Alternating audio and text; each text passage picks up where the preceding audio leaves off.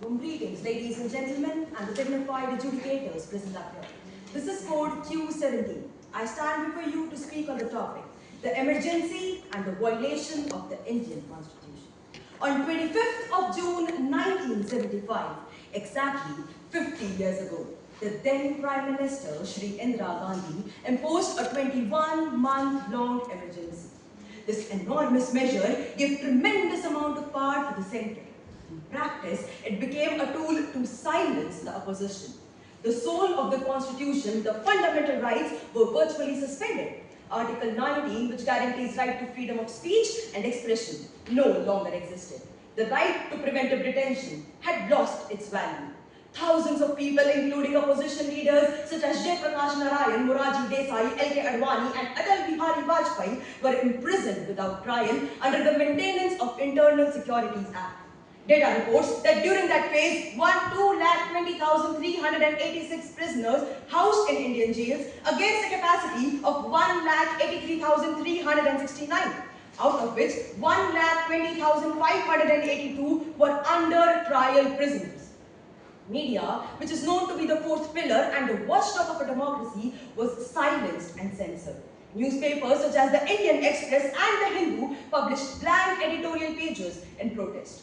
Judiciary, which is known to be the safeguard for democracy, was silenced and its reports were edited in their printed format.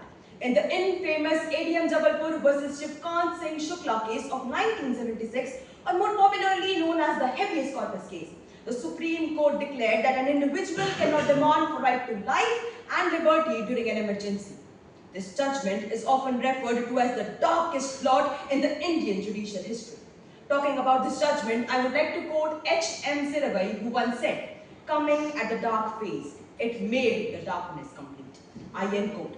Alongside political downfall, Sanjay Gandhi's family planning program and mass demolitions in the Delhi's Turkman Gate caused mass suffering to the poor. Over 1.07 crore sterilizations were conducted, and data reports that around 548 reports were registered and 1,748 people died, including unmarried men. In retrospect, emergency reminds us that how constitution can be twisted and turned to serve authoritarian interests. Today, as we complete 50 years of the dark phase, talking about that particular government and counting its flaws makes no sense. What required is learning from the traumatic experience and ensuring that no such situation arises in the future. Today, India boasts itself of being the world's largest democracy with 140 crore people. More than 65% of India's population is below the age group of 35. A young population is a blessing to a nation, and congratulations, countrymen. Our youth is efficient, energetic, innovative, and the best part, it is equipped with social media. But unfortunately, countrymen, the energy is channelized in the wrong direction. A normal individual simply drags out his 2x3 blue light emitting screen and starts scrolling over Instagram, Facebook, YouTube, and Twitter.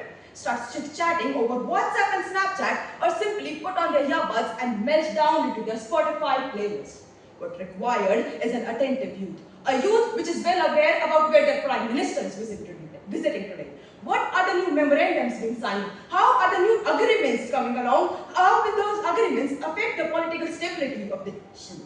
We require a youth which notices every single thing with not just two eyes, but with eyes in every single direction. Notice if there are potholes on the road. Notice if the garbage is dumped at the wrong spot. Notice if the government officials are working there.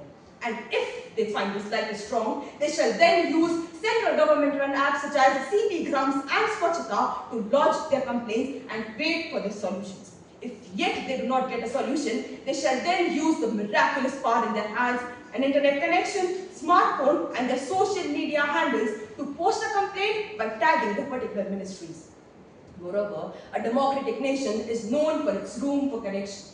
As soon as the emergency ended on 21st of March 1977, the Bharatiya Janata Party formed its government on 24th of March 1977. This signifies that as soon as the Congress, which was ruling India since independence, had lost its power. We require this spirit among the masses so that those sitting in power and the government can realize that as soon as they do the slightest wrong, they will be removed from their position. In conclusion, I would just like to say that the emergency reminds us that the Constitution is not merely a legal document. It is a living conscience of millions of people. Remembering the emergency today is not looking back with anger, but looking back with responsibility and the right and the responsibility of thinking and protecting the nation, that never again will India's democracy be held hostage against authoritarian impulses. Thank you very much. Jai Hind, Jai Bharat.